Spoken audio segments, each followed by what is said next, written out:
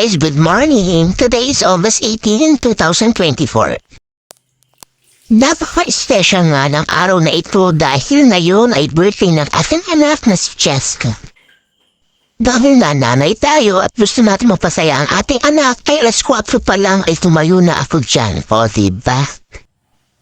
Gagawa nga ako ng simpleng surprise na para sa kanya.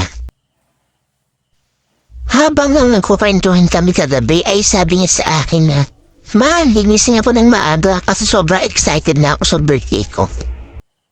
Napaisip na ako, sabi ko, paano ko siya surprise kung mauna pa siya sa akin gumising? Kaya ang sabi ko lang sa kanya, hindi ako kailangan kahit late ka na tumayo kasi birthday mo naman.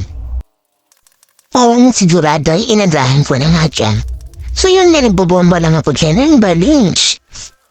Bumili na lang ako ng ganyan para ako na magbungot. Kasi kung bibili ako ng buo, is makikita agad ng anak ko. May nakita pa nga ako mga lobo dyan na maliliit. So ginamit ko na din. Bumili na nga lang ako dyan ng kanyang birthday sash.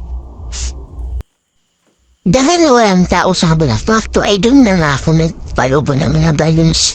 Tapos yung birthday sash ay nakita pang shoot pala, iyan baka siyang tuti. So ang gagawin ko is pa-flankahin ko muna siya. Pumunta nga ako dyan sa kabilang kwarto at sinili ko nga yung anak ko.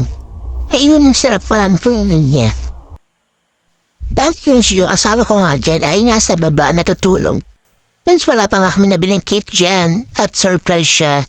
Kaya yun muna ang ginawa ko, nag-decorate or lettering muna ako dyan sa plato. Hindi ko alam kung anong tawag dyan, basta yan. Insin ako dyan dahil yung chocolate ay lumambo at napakainis. Kaya ang ginawa ko, ininagay ko muna siya ulit sa ref. Tapos, ginising ko na nga rin dyan yung asawa kong sabi ko. Siya na nga mag-lettering. Kaya yan. Wow! Happy birthday to you! Happy birthday na!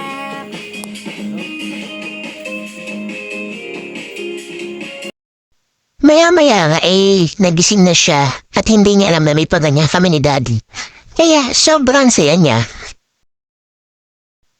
Sobrang nakakatuwa lang din talaga kasi yung mga galing simpleng bagay lang sobrang na-appreciate na ng anak namin.